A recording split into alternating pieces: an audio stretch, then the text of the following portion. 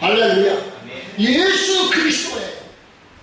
마지막에 우리는 가짜에 속아서 이 마틸드라는 여인은 얼마나 허무했겠습니까? 우리는 하나님 앞에 진짜를 따라가는 백성들이에요. 이 은혜가 있어야 돼. 이런 분별력이 있어야 돼. 이런 비전을 가지고 살아가야 돼. 이 땅에 속지 말라는 겁니다. 다음 주에 이어가겠지만 이 세상에서는 아까 찬양을 했잖아요. 이 세상은 뭐예요? 새 것은 있어요, 없어요? 새 것 없어요. 다 돌고 돌아요. 다 돌고 돌아요. 이 세상은 새 것이 없어요. 영원한 새 것은 하나님의 나라 예수 그리스도밖에 없어요. 그 예수님을 바라보며 살아가는 우리 성도들 되시기를 주님의 이름으로 축원합니다. 하나님 감사합니다. 우리에게 이런 믿음을 주시고 분별할 수 있는 분별의 능력을 주셔서 진짜 아닌 가짜를 그리스도인의 가정을 세우는 기둥에 관련해서 몇 가지 말씀을 드리면서 가정마다 기둥이 필요합니다. 가정마다 기둥이 부실하면 언제 그 가정 하우스가 아니라 홈이 무너질지 모릅니다. 그러면 모든 가족이 함께 피해를 당합니다. 근데 가정마다 기둥들이 다 있습니다. 기둥들. 신앙 안에서의 기둥은 뭐냐? 신앙 안에서. 그걸 지난 시간에 첫 번째 기둥만 말씀을 드렸어요. 여러분, 나에게 가족의 존재 의미는 무엇일까? 여러분에게 가족은 뭡니까? 어떤 노할머니에게 물었으니 남편은 당신에게 어떤 존재입니까? 그렇게 어느 TV에서 물으니까 그 할머니 대답이 걸작입니다. 뭐라고 대답을 해요? 왼수. 평생 왼수. 평생 동안 왼수로 살았다는 거예요. 이게 텔레비에서 나오는 이야기예요. 때로 우리가 살아가다 보면 남편이 아내에게 왼수가 될 수도 있고요. 또 아내가 남편에게 왼수가 될 수도 있고요. 때로는 부모가 자식에게 왼수가 될 수도 있을 것 같아요. 또 자식들이 왼수가 될 수도 있을 거예요. 그러나 가족 안에서 이루어지는 이 왼수는 개념이 다르죠. 개념이 달라요. 그렇습니다. 가족은 그저 부담 주는 존재 정도일까요? 아니면 가족 존재는 나를 힘들게만 하고 나를 상처 주는 존재 정도일까요? 나에게 잔소리하는 존재,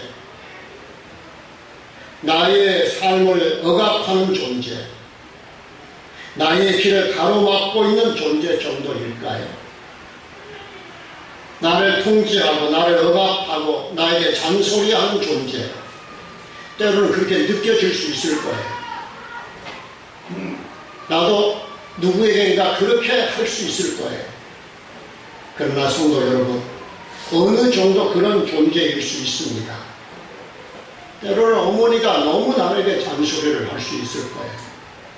때로는 남편이 너무 나에게 잔소리일 뿐으로 우리가 느껴질 수 있을 거예요. 어느 정도 그럴 수 있을 거예요. 그러나 사실은 그보다 훨씬 더 차원이 다른 하나님께서 우리에게 가족을 주신 더 높은 의미가 있다는 것입니다. 가족이기 때문에 우리에게 더 열심히 살게 하는 동기부여가 되고요. 가족이 있기 때문에 더 열심히 살게 돼요. 가끔 저는 나는 자연인이라는 프로그램을 이제 종편에서 볼 때 이제 그분들의 남편들의 이야기를 듣다가 보면 가족이 있었기 때문에 자기가 열심히 살았다는 거예요. 참 고난이 많았고 상처도 많이 당했지만 그래도 가족이 있었기 때문에 살아남을 수 있었다. 그래서 가족이 있기에 살게 되는 동기가 돼요. 그리고 우리가 살아가다 보면 이런 일 저런 일로 인해서 너무 힘들게 하는 상황들을 맞이할 때 때로는 못된 마음을 먹을 때가 있지요. 그래서 심지어는 죽고 싶은 마음이 얼마든지 순간이겠지만 내 마음에 스물스물 스며들어올 때가 있어요. 그래서 여러분들도 한 번 살아가다 보면 아이고 죽고 싶다. 내가 차라리 이렇게 살 바에는 내가 죽고 싶다. 이렇게 못된 마음을 알게 모르게 먹고 싶을 때가 있을 거예요.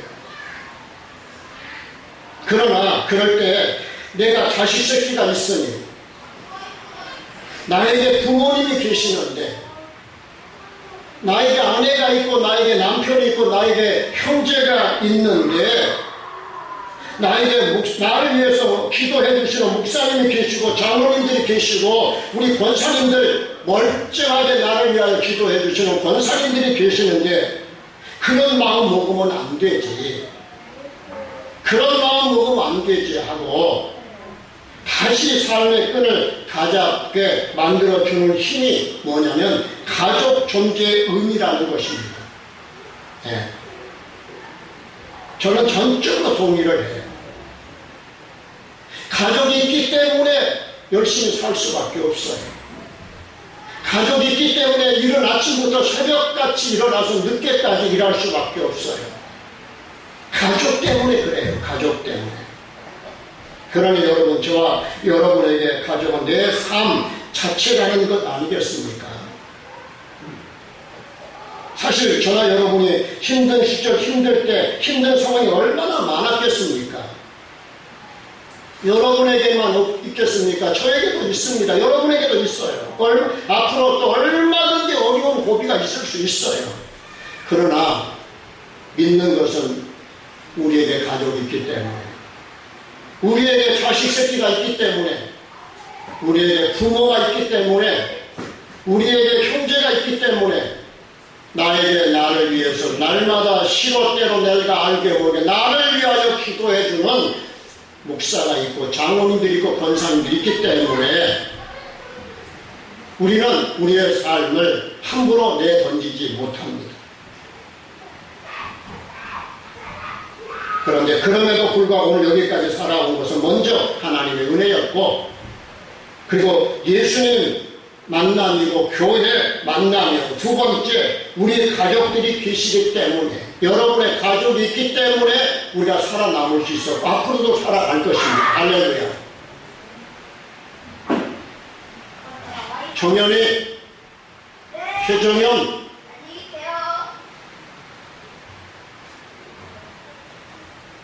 그래서 우리 가족은 나의 버팀목이에요.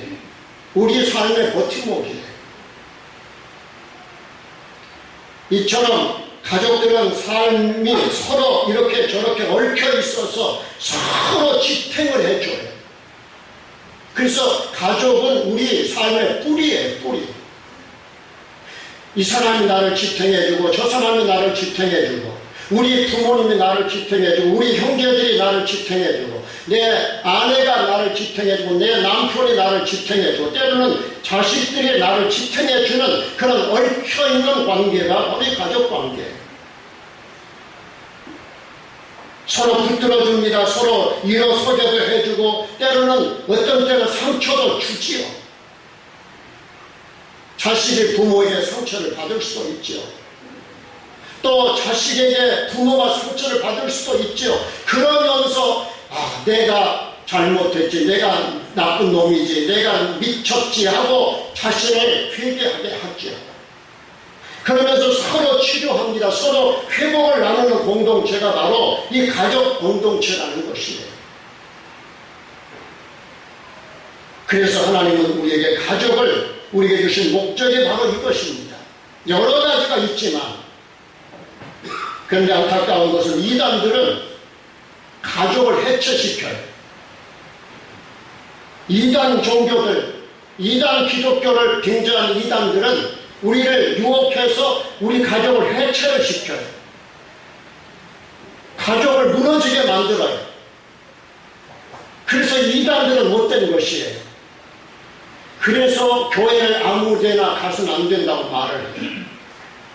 아무 교회나 가면 안 돼요. 왜? 잘못 가면은 자식 잃고, 요즘 우리 한국에 그런 교회들이 얼마나 많아요. 내 자식 돌려봐. 현수막 걸고 어깨띠 두르고 내 자식 돌려줘, 내 자식 돌려줘, 내 남편 돌려달라고 그렇게 이단 교회 앞에 가서 시위하는 아내들 모습을 보지 않아요. 근데 정상적인 기독교는 우리의 가정들을 회복시켜 해체시키지 않아요. 예. 그러므로 저나 여러분이나 우리 가족의 소중함을 인식하였어요. 그 중에 중요한 것은 이 가족을 지키는 기둥이 있었는데 그게 뭐냐면 뭐였죠? 생각 안 나겠지만 무슨 기둥이었죠? 오늘 구미정 집사님 읽어주셨죠. 시편 128편 1절에 쭉 가족 이야기, 가정 공동체 이야기를 하면서 제일 먼저 뭐 해야 된다? 여호와를 뭐 해야 된다? 경외하는 기둥이에요. 하나님을 경외하는 기둥이 가정의 딱 중심을 잡게 하는 하나님을 경외하는 가정의 기둥입니다. 그게 딱 중심 잡히면 웬만한 가정의 위기가 와도 위기는 맞지만 넘어지지 않아요. 일어나요. 하나님을 경외하는 기둥을 가정에서 만들어라. 하나님을 경외하는 기둥을 만들어라. 여러분, 하나님을 경외한다는 말 성경에 보면은 이렇게 말씀을 하고 있어요. 여호와를 경외하는 자는 그 집이 복을 받는다. 그 집이 복을 받는다는 말은 아내가 복을 받고 남편이 복을 받고 자식 새끼들이 복을 받고 하는 일마다 복을 받는다는 것입니다. 뭐가 튼튼할 때? 기둥이 튼튼할 때. 무슨 기둥? 하나님을 경외하는 기둥이에요. 하나님을 경외하는 기도. 다시 말해서 여호와를 경외하며 길을 걷는 자마다 복이 있다고 말씀을 해요. 그리고 4절에 보면 여호와를 경외하는 자는 이같이 복을 얻으리라 말씀해요. 한마디로 가정 안에 가족들이 여호와를 경외하는 기둥을 단단히 만들어 가라는 것입니다. 우리 가정에서 중요한 신앙 기둥은 뭐냐면 가정에서 하나님을 경외하는 기둥이에요. 그렇다면 우리의 가정은 이 기둥이 있습니까? 여러분의 가정에는 이 기둥이 있습니까? 우리의 가정에 여호와를 경외하는 기둥이 있습니까? 그런 인식이 있습니까? 그런 고민을 해보셨습니까? 우리 가정에 하나님을 경외하는 기둥이 있는가? 오늘 분명히 말씀합니다. 여호와를 경외하며 그의 길을 걷는 자마다 복이 있다고 말씀을 했는데 우리 가정에 하나님을 경외하는 이 기둥이 있느냐는 것입니다. 그 경외한 자가 복을 얻으리라고 말씀합니다. 그렇습니다. 그리스도인들은 가정 안에서 하나님을 경외하는 기둥을 잘 세워가시기를 주님의 이름으로 축원합니다. 하나님을 경외하는 기둥을 세워가셔요. 가정 안에 하나님과의 관계를 맺을 때 우리 그리스도인은 경외하는 태도를 보여야, 하나님을 경외하는 태도를 보여야 돼요. 그리고 이럴 때 가정이 그리스도인다운 가정이 될 수 있다는 것입니다. 네. 그러면 우리가 하나님을 경외한다는 말이 무슨 뜻이었어요? 여기서 경외라는 말은 야레인데, 따라 야레라는 말을 쓰는데 아주 중요한 말씀입니다. 이 말은 두려워한다는 뜻이, 따라 두려워한다. 이 말은 가족이 누구를 두려워하는, 하나님을 두려워하는 영성을 가져야 돼요. 여러분, 질문합니다. 하나님을 두려워하세요? 하나님 두려워하세요? 하나님 두려워하세요? 안 두려워하시잖아요.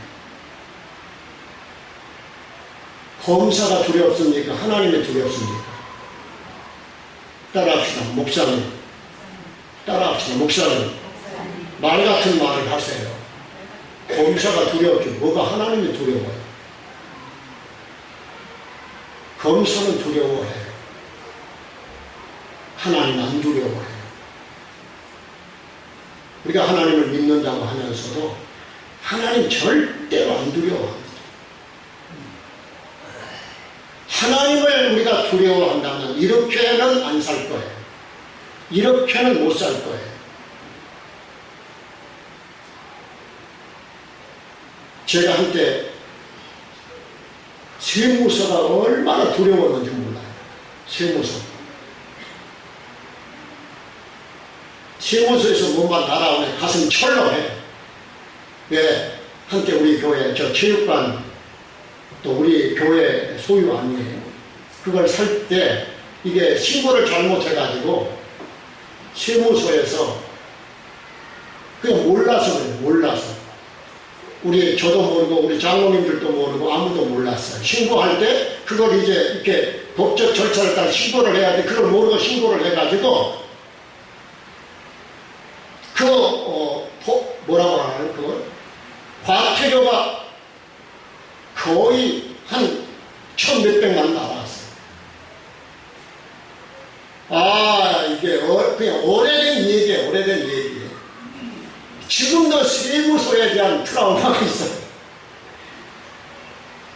지금 경외한다는 말은 하나님을 두려워하는 마음이에요. 그게 경외 아니에요.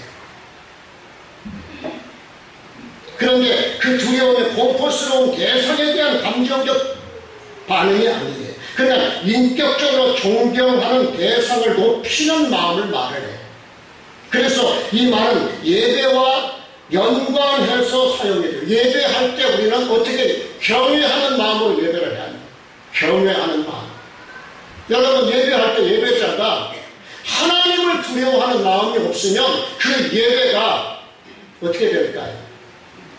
하나님을 보실 때 가식적인 예배가 돼요. 넌 나 그런 예배 안 받는다. 그런 예배가 무슨 예배야? 나를 모독하는 예배야. 하나님이 받지 않아요. 그러니까 하나님 예배할 때 우리는 뭐예요? 긴장, 영적 긴장을 최대로 발휘를 해야 돼요.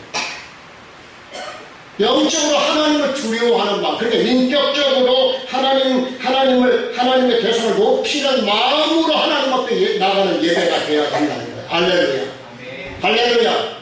여러분 이런 두려움이 있습니까? 여러분에게 솔직하게. 여러분 우리가 하나님을 두려워하십니까? 네? 현재 그리스도인들은 어지간해서 하나님 안 두려워합니다. 하나님 영영 죽겠지? 안 두려워해요. 두려워하지 않아요.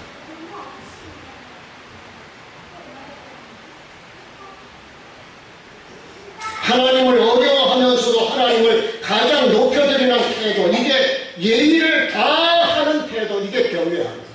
그러니까 우리 가정에 하나님 앞에 기둥이 필요한데 하나님을 이렇게 경외할 때 그 길을 걸어가는 자에게 내 자식 내가 잘되게 하겠다. 내 아내 잘되게 하겠다. 내 남편 잘되게 하겠다. 내 가정의 모든 행사를 내가 복주시겠다는 것입니다. 믿어주시기를 주의 이름으로 원합니다. 최정현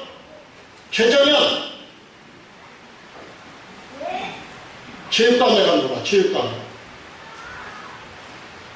체육관에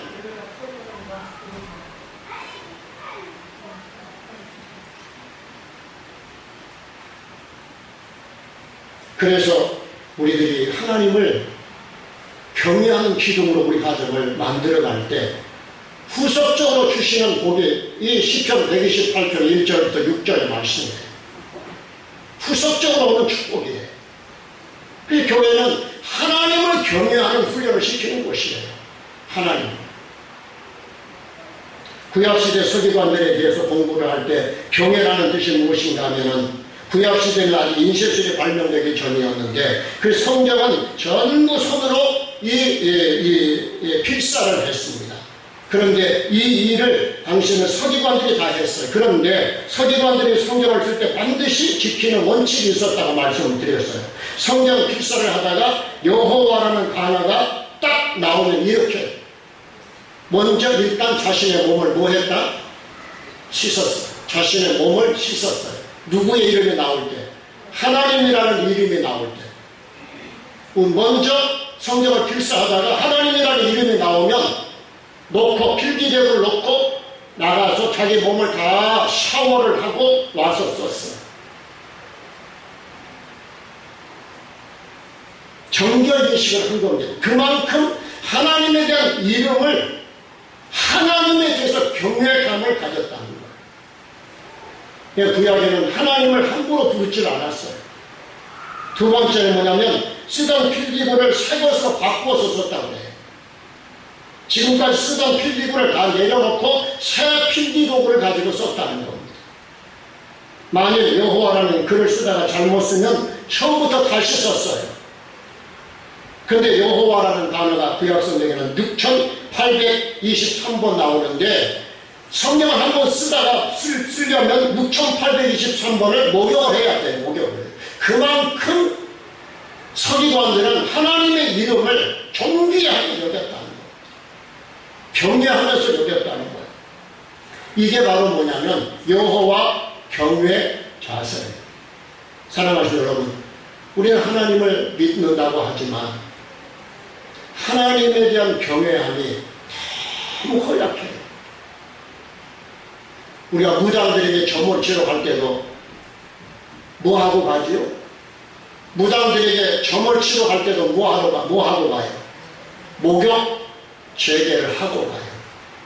그렇게 안 오면 아이고 그 정성으로 그 정성 가지고 와서 뭘 그래요. 정말로 무당을 숨기는 그 점쟁이들은 이 사람들은 점 보러 갈 때 함부로 안 가요. 며칠 전부터 목욕 제계하고 그리고 혹시라도 마음이 흐트러지지 않게 하려고 얼마나 자기 마음을 관리하고 간 줄 아세요? 우리가 하나님 앞에 예배하러 나갈 때 그런 마음을 달라고 기도하셔야 돼요. 할렐루야. 그리고 우리 가정에 이 하나님을 경외하는 이 가정이 딱 버티기 시작하면 가정의 역사가 시작이 돼요. 하나님의 역사가 시작이 돼요. 할렐루야. 그래서 이제 우리 가정에서 하나님을 경외하는 구체적인 실천 운동이 그래서 일어나야 되겠습니다. 그래서 우리 그리스도인의 가정의 첫 번째 기둥인 하나님 경외의 기둥을 다시 세워 일으키는 그런 운동, 그런 무브먼트가 필요한 때가 바로 이때. 여러분 돈만 있다고 돈 기둥 언제 돈 기둥이 무너질지 몰라요. 건강만 있다고 그 건강 언제 무너질지 몰라요. 명예 언제 그 명예 기둥이 무너질지 몰라요. 하나님을 경외하는 기둥을 단단히 세워가십시오. 우리의 성도들 가정에 이 역사를 하나님이 주시고 오늘 두 번째 기둥 말씀을 드립니다. 두 번째 기둥이 필요한데 그게 뭐냐면 부부 서로의 도움 기둥 따라합시다. 부부 서로 도움의 기둥. 도움의 기둥입니다. 크게 한번 합시다. 부부 서로 도움의 기둥. 그렇습니다. 우리 그리스도인들의 가정이 그리스도인 가정다운 가정이 된 다음으로 부부관계가 올바로 세워져야 돼요. 그래서 오늘 3절에 보면 이렇게 말씀을 합니다. 영상 4번째 한번 보십시다. 다 같이 시작. 네 집안에 있는 네 아내는 결실한 포도나무 같을 것이다. 같으며. 네. 여러분 여호와를 경외하는 사람의 아내가 어떤 아내가 된다고요? 결실한 포도나무와 같다. 포도나무. 좋은 징조입니까? 나쁜 징조입니까? 좋은 징조. 그러면 여기서 결실한 포도나무는 무슨 뜻일까요? 우선 아내가 자녀를 많이 낳아서 잘 기르는 것을 말합니다. 지난 우리 가정의 달 헌신예배를 통해서 우리나라가 2050년에는 2050년에는 몇 명 출산한다고 했죠? 2050년이 되면. 지금 추세로 보면 2050년이 되면 우리나라에 몇 명 아이들이 1년에 출산한다고요? 몇 명 출산을 해요? 한 명도 안 나요. 한 명도 못 나요. 지금 줄어드는 속도로 통계를 보면 그래요. 2050년, 지금은 몇 년 후에요? 30년 후면 우리나라에 애들이 하나도 출산이 안 돼요. 지금 줄어드는 추세로 보면 이건 이 나라에 미래가 있어요? 없어요? 미래가 없어진 거예요. 그래서 우리 교회에서도 어떻게라도 자녀들을 믿음으로 키우려고 애를 쓰고, 그리고 자녀들을 가능하면 낳을 수 있으면 좀 낳아보세요. 지금이라도. 네. 지금 다자녀 가정들이 얼마나 환영을 받습니까? 다자녀 가정들. 그런데 이 결실한 포도나무 같다는 것은 아내가 자녀를 많이 낳아서 잘 기른다는 것입니다. 그리고 살림을 잘 살아서 가정이 번창하게 되는 걸 말해요. 그런데 이 말씀에서 한 가지 중요한 점이 있는데, 이 나무가 포도나무라는 건 포도나무. 포도나무는 무슨 넝쿨식물. 그래서 이 포도나무는 무엇인가 의지할 것이 있어야 잘 자라고 열매를 맺습니다. 그래서 포도나무를 재배할 때는 뭘 만들어주지요? 지렛대를 만들어주고 삽목을 해줘요. 그래서 나무를 지지대로 세워서 이 포도나무가 지지대를 유지하면서 자라게 해주고 열매를 맺게 해줘요. 그러니까 포도나무를 심으면 함께 지지대를 같이 만들어요. 그래서 이 포도나무가 그 지지대를 의지하고 올라가면서 잎이 피고 꽃이 피고 열매를 맺게 돼요. 지지대. 그러니까 이 말씀에서 결실한 아내라는 말은 남편의 도움을 전제로 하는 말씀이에요. 남편의 도움이 필요해요. 따라합시다. 남편의 도움이 있을 때 아내는 결실한 포도나무가 된다. 남편의 도움이 필요하다. 아내 혼자서는 결실할 수가 없다는 것입니다. 그래서 남편이 경제적인 것을 잘 져야 한다는 귀한 마음을 기본적으로 갖고 있어야 하고, 자식 양육하는 것을 함께 해야 하고, 그리고 가정을 더 적극적으로 도와야 한다는 것입니다. 그런데 창세기 2장 18절 영상 5번째를 보면 한번 보십시다. 창세기 2장 18절, 창세기 2장 18절 한번 보실까요? 2장 18절 제가 따라서 합시다. 여호와 하나님이 이르시되 사람이 혼자 사는 것이 좋지 아니하니 내가 그를 위하여 돕는 배필을 지으리라 하시니라. 할렐루야. 여러분, 이 말씀은 하나님께서 아담을 돕는 배필로 하와를 지으셨다는 말씀이죠. 다시 말하면 하나님께서 아내에게 자기 남편을 돕는 사명을 주셨다는 거예요. 이렇게 볼 때 부부관계는 서로 무슨 관계? 돕는 관계. 부부관계는 서로 돕는 관계. 이것을 우리가 잘 알 수 있어야 돼요. 그러므로 남편이 아내를 잘 도와 풍성한 결실을 하게 해줘야 돼요. 다시 말하면 아내가 잘 풍성한 결실한 포도나무가 되게 하려면 중요한 역할을 남편들이 잘해야 돼요. 남편들이 의지의 지지대가 되어줘야 돼요. 의지대가 되어줘야 한다는 거예요. 그리고 아내는 남편을 도와서 하나님께서 맡겨주신 일을 잘하게 해야 합니다. 이것이 가정 창조의 섭리라는 것입니다. 그런데 한 심리학자 우리나라 미혼 여성들이 자기 배우자에 대해서 가지고 있는 생각을 분석한 글을 읽었는데, 우리나라 미혼 여성들은 크게 두 종류의 꿈을 꾼다고 해요. 하나는 뭐냐? 신데렐라 꿈, 신데렐라. 바로 백마탄 왕자가 번쩍거리는 구두 유리를 들고 자기를 찾아와 줄 것을 기대한다는 것입니다. 한마디로 말하면 성공한 남자와 결혼하고 싶어하는 마음이 있다는 거예요. 다 그렇죠. 다. 다른 하나는 평강공주 꿈이 있대요. 평강공주. 무슨 말이냐. 현재 남자가 좀 보잘것없지만 자기가 내조 잘해서 그 남자를 성공하게 만들어 보겠다는 꿈이에요. 그런데 사실 이 두 꿈은 다른 것 같지만 엄밀하게 말하면 내용을 잘 살펴보면 같은 꿈이에요. 같은 꿈. 뭐냐? 결국에 성공한 남자냐 아니면 성공할 남자냐의 차이일 뿐이라는 거예요. 그러니까 이 속에 이런 마음들이 다 있다는 겁니다. 그런데 그런 미혼 남자들은 다를까? 미혼 남자들은 여전히 똑같다. 이들도 역시 두 가지 꿈을 꿔요. 하나는 미스 코리아, 자기 아내가 미스 코리아 예쁜 꿈. 다른 하나는 복부인의 꿈이래. 복부인, 돈 많은 아내, 잘생긴 얼굴. 그러니까 아내가 예쁘든지 아니면 돈을 잘 벌어오든지 이런 꿈을 꾼다는 겁니다. 남자들도.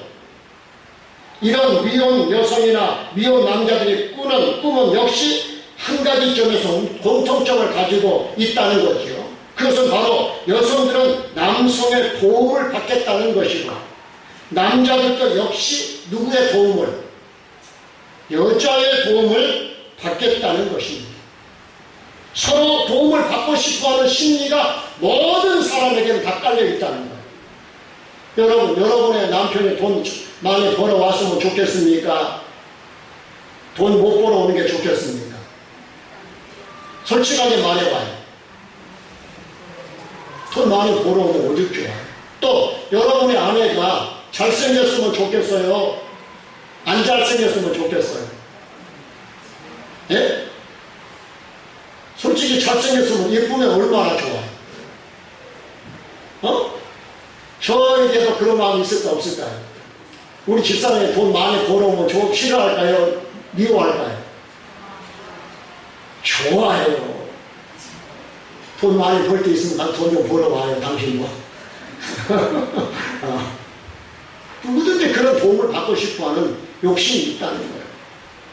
다시 말하면 우리 마음에는 서로 도와야 할 어떤 창조적 섭리가 그 속에 있다는 것입니다. 바로 여기에 오늘 우리 한국 부부의 문제의 핵심이 있다는 거예요. 상대방으로 하여금 나에게 돕는 배필이 되어주기를 바란다는 것입니다. 나에게 돕는 배필이 되어달라는 것입니다. 그런데 우리가 성경 말씀을 돌아가서 보면 이에 대해서 성경은 나로 하여금 상대방을 돕는 배필이 되라고 말씀해요. 당신이 내가 내 아내, 내 남편, 내 부모, 내 형제에게 뭘 주라? 도와주라. 돕는 배필이 되라는 거예요. 돕는 배필이 되라는 거예요. 이게 성경에서 일관되게 우리에게 주시는 말씀이에요. 사랑하신 우리 화평의 성도 여러분, 그렇습니다. 이제 우리의 성경 중심으로 우리의 생각을 바꿔야 하겠습니다. 성경으로 돌아가는 성경적 사고의 전환입니다. 생각을 바꾸십시다. 그 좋은 것 중에 그 기준 중에 하나가 우리 가정에 서로 돕는 기둥을 세우는 것. 서로 돕는 기둥. 두 번째 기둥입니다. 서로 도우시는 기둥입니다. 하나 아무쪼록 우리의 강도 앞에 성도들 가정에 두 기둥만 든든하게 세워진다고 하면 우리의 가정은 지금부터 새 포인트, 터닝 포인트가 시작이 될 줄로 믿습니다. 첫 번째 기둥이 뭐예요? 여호와를 뭐하는 기둥? 경외하는 기둥. 경외는 뭐죠? 하나님을 두려워할 줄 아는 기둥이에요. 여러분, 하나님을 두려워해서 손해볼 일이 없습니다. 하나님을 두려워해요. 그 다음에 두 번째 기둥이 뭐죠? 서로 돕는 도움의 기둥을 세우는 도움의 기둥. 사랑하신 여러분, 우리 강구 앞에 성도들 가정이 정말로 이렇게 시작이 되면 이 한 해 앞으로 오고 오는 매년마다 우리의 가정에 결실한 포도나무처럼 네 자녀들이, 네 손에 둘러앉아있는 자녀들이 어디 가든지, 그리고 우리 가정의 모든 것들이 지금까지 경험할 수 없었던 신령한 복을 하나님이 여러분의 가정에 부어 주실 줄로 믿으시기를 예수님의 이름으로 축원합니다. 축원합니다.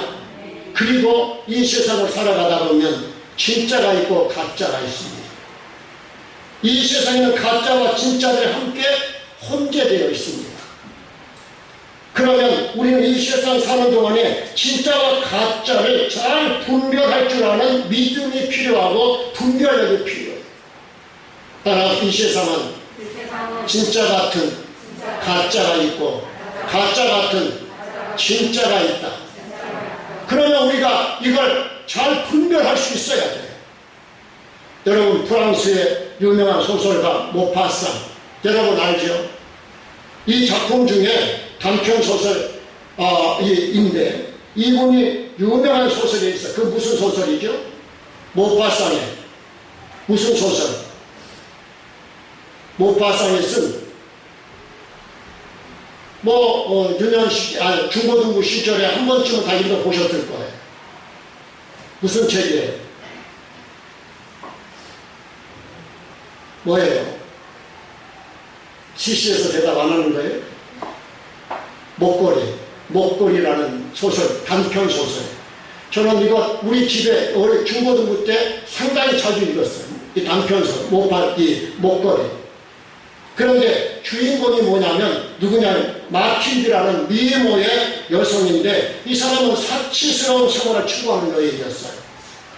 그런데 자기 남편은 하도 공무원이라서 형편이 따라주지 않아 늘 불만이 많아서 남편에 대해서 돈 적게 벌어온다는 겁니다. 월급이 적다는 거예요. 뭐 좀 내고 싶은데 남편이 돈을 좀 많이 벌어와야 뭣도 내고 폼도 잡을 수 있는데 항상 사치를 좋아하는 사람인데 돈이 있어야 사치를 하지. 그러다 어느 날 자기 남편이 장관 관저에서 열리는 파티 초대장을 하나 가지고 와요. 그러자 그 여는 입고 갈 옷이 없다고 하면서 왕짜증을 해요. 그런데 남편은 할 수 없이 몰래 꾸불쳐 놓았던 비자금이죠. 이 몰래 꾸불쳐 놓았던 400프랑을 꺼내줍니다. 아내에게. 그래서 그 돈으로 파티 입고 갈 옷을 해결을 해요. 그런데 문제는 뭐냐? 장신구가 없어. 장신구가 없어요. 그래서 고민하다가 자기 친구가 부자로 사는데 친구를 찾아가서 값비싼 목걸이를 좀 빌립니다. 그리고 그 목걸이를 걸고 파티에 참석을 했어요. 갔더니 사람들이 막 우러러보면서 멋있고 예쁘고 화려하다고 그냥 그 한껏 자기 아름다움을 막 있는 대로 뽐내었어요. 근데 파티가 끝나고 오는 중에 보니까 이놈의 목걸이가 없어졌거든요. 큰일 났어요. 잃어버려 깜짝 놀라서 그래서 이 파리 시내를 샅샅이 똑같은 목걸이를 구해와요. 그런데 그 값이 얼마냐면 36,000프랑. 속이 상했지만 이 사람은 자기 친구에게 이 사실을 숨긴 채 전 재산을 다 털고 빚까지 내가지고 그걸 사다 줍니다. 36,000프랑짜리를 사다 줘요.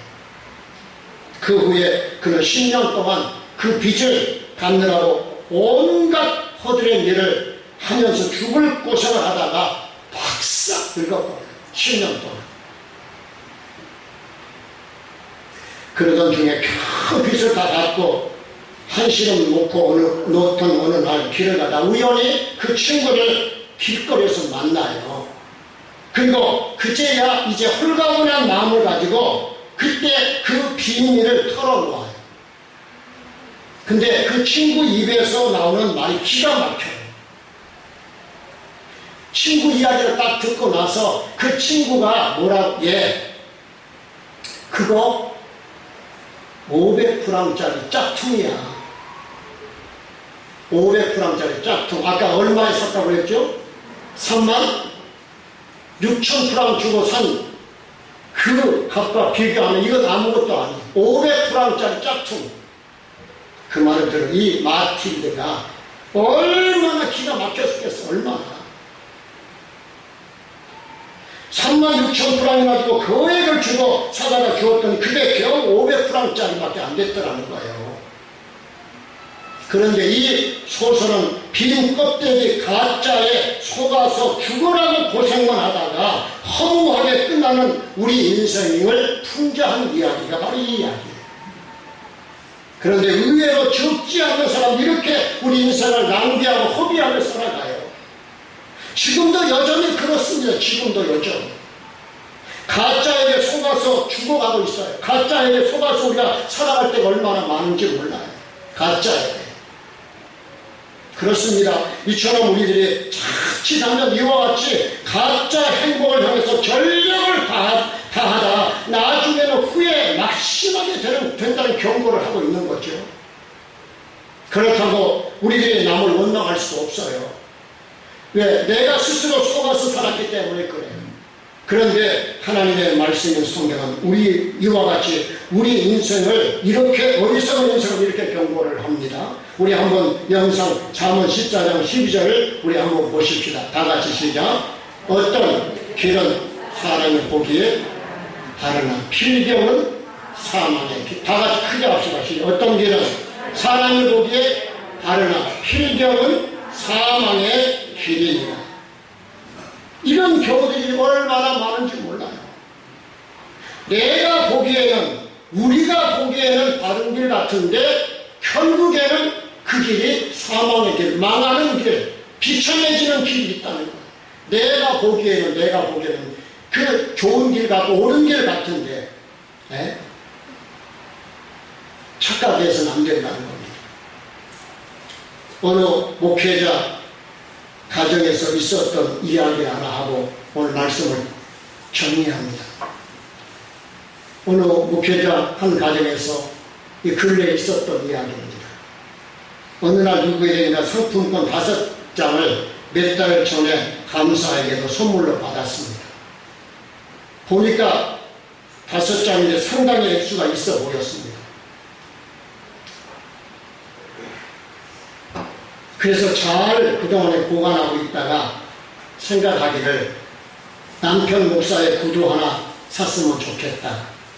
그 양복을 세일할 때 2월 상품 하나 구입해서 드리고 싶은 마음을 먹었습니다.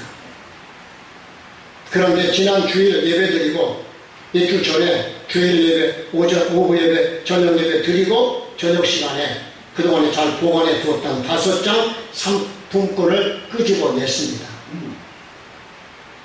끄집어내서 이제 구두 그리고 양복 한 벌 사야 되겠다는 마음을 끄집어낸 거죠. 그런데 다시 한번 살펴보는 순간 대박. 그래서 둘이 엄청나게 웃음에 빵 터진 거예요. 다시 정신을 가다듬고 상품권 5장을 한 장씩 살펴보니까 한 장당 동그라미가 4개였어요. 동그라미 4개면 얼마짜리예요? 만원짜리. 5장이면 총 합쳐서 얼마예요? 5만원.